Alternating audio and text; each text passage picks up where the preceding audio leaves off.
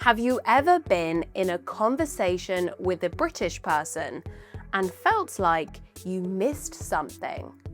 Like everyone in the room reacted in exactly the same way and you weren't quite sure what just happened or what you were supposed to say next.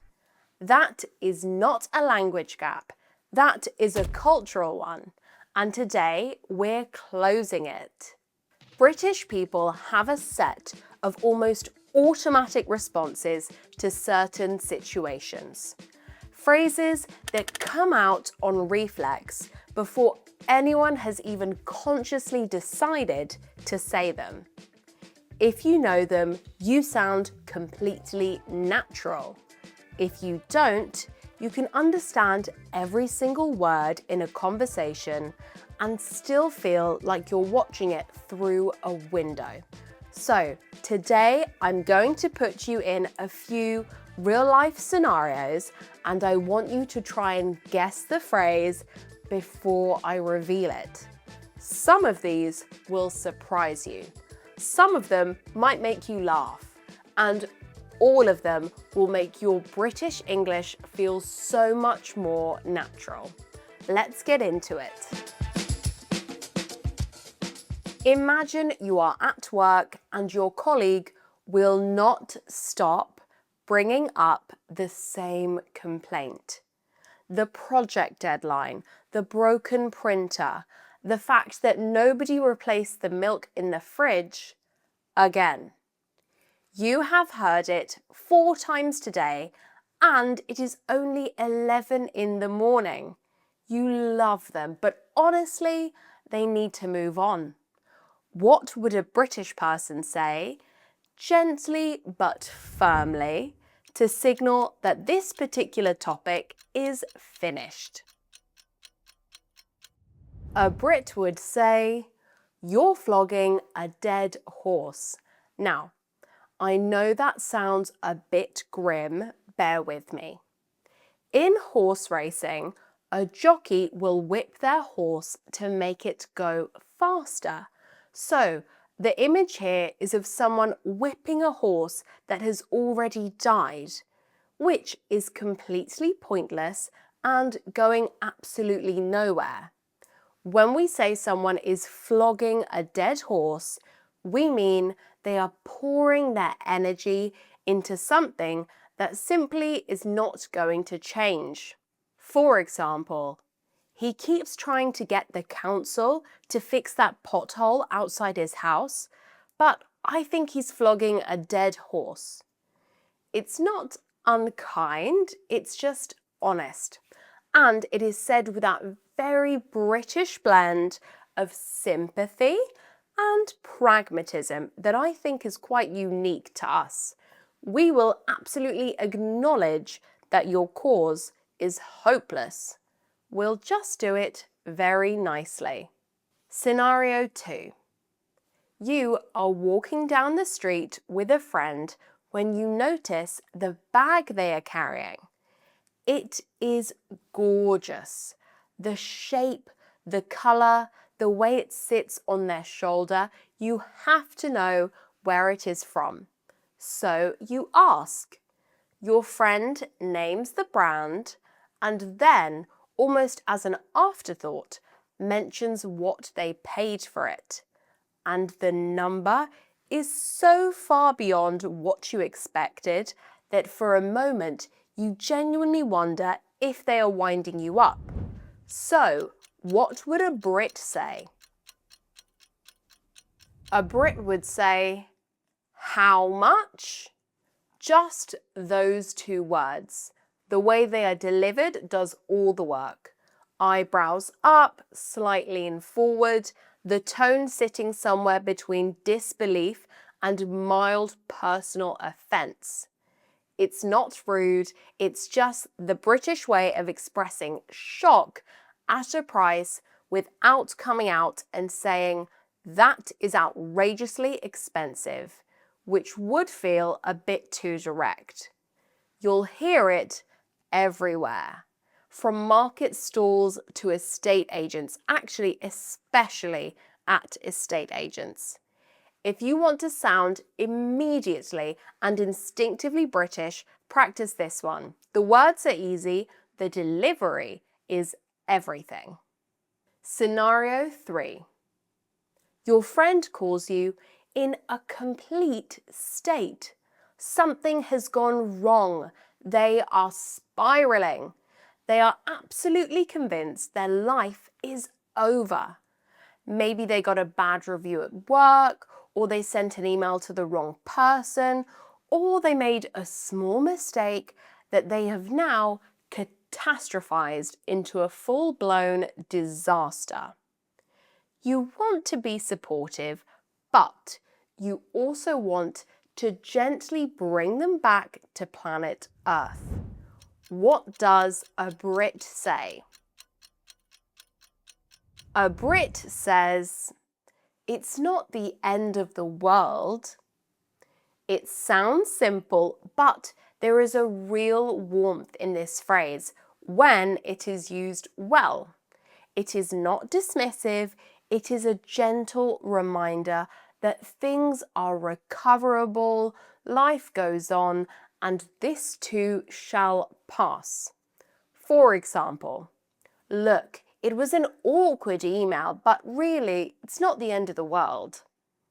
Now, the key here is the tone. Said warmly and calmly, it is deeply reassuring. Said through gritted teeth after someone has been catastrophizing for 45 minutes, it is something else entirely. It's a versatile phrase, so handle with care. Before the next one, did you notice what I've been doing in this video? Every single scenario has started with a question, not an explanation. This is actually the exact method I've built my whole B1 to B2 course around. It's called Action First Learning, and research shows that engaging your brain before learning means you retain more information than passive learning alone. If you are enjoying this format and want 50+ lessons built just like this, my course is called Beyond the Basics of English, and you can find out more by clicking the link in the description. Right, back to it. Scenario 4. It is Friday afternoon. The meeting has gone on longer than it should.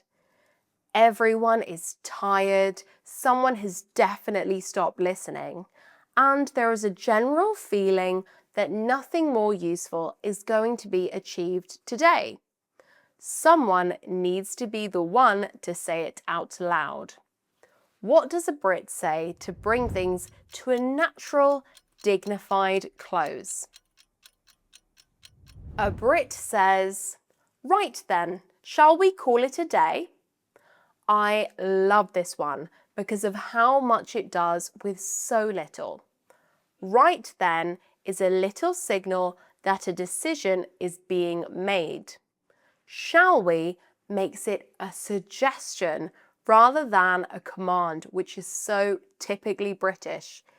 Even if you're the most senior person in the room, you frame it as an invitation rather than an instruction. And call it a day means to stop for now, to wrap things up, and to collectively agree that enough has been done. For example, "Right then, I think we've covered everything. Shall we call it a day?" You can use it in meetings, in social situations, even at home when you have watched one too many episodes and really should go to bed. Honestly, this one is extremely useful. Scenario 5. You are at a party and someone offers you a slice of cake. You were going to say no. You had a whole internal conversation about saying no. And then they described it. Homemade, lemon drizzle, still slightly warm. You accept defeat. What does a Brit say as they hold out their plate? A Brit says, "Oh, go on then, you've twisted my arm." This is one of my absolute favourites. Twisted my arm means persuaded me to do something, as if the other person needed to physically bend your arm to get you to agree. The "oh, go on then" at the front is doing a lot of work. It carries that wonderful theatrical reluctance that British people love. The performance of having been convinced when really you wanted to say yes all along. For example, "I wasn't going to have dessert, but oh, go on then, you've twisted my arm." It's warm, it's self-aware, and it always gets a little smile. Scenario 6. You are introduced to a friend of a friend, and the moment you see them, you do an actual double take. They look so much like someone you already know, your friend John. Same eyes, same way of standing, even the same energy. It is almost unsettling. What does a Brit say? A Brit says, "You're the spitting image of John," or sometimes just, "You're the spit of John." Spitting image actually comes from the older expression spit and image, meaning an exact likeness, as if someone had literally been spat out as a copy of another person. Over time, spit and image became spitting image, and now we use it for anyone who looks remarkably like someone else. For example, she is the absolute spitting image of her mum. The shorter version, "You're the spit of them," is just as common and feels a little more casual. Both are completely natural and both will make you sound like you've been speaking British English your whole life. And there you have it. 6 scenarios, 6 phrases. How many did you get? Drop your score in the comments. I'd love to know. And if you enjoyed the question first format of this video, don't forget to check out my Beyond the Basics of English course. You think first, then you learn, and it genuinely sticks so much better. Remember, the link is in the description. I hope to see you there.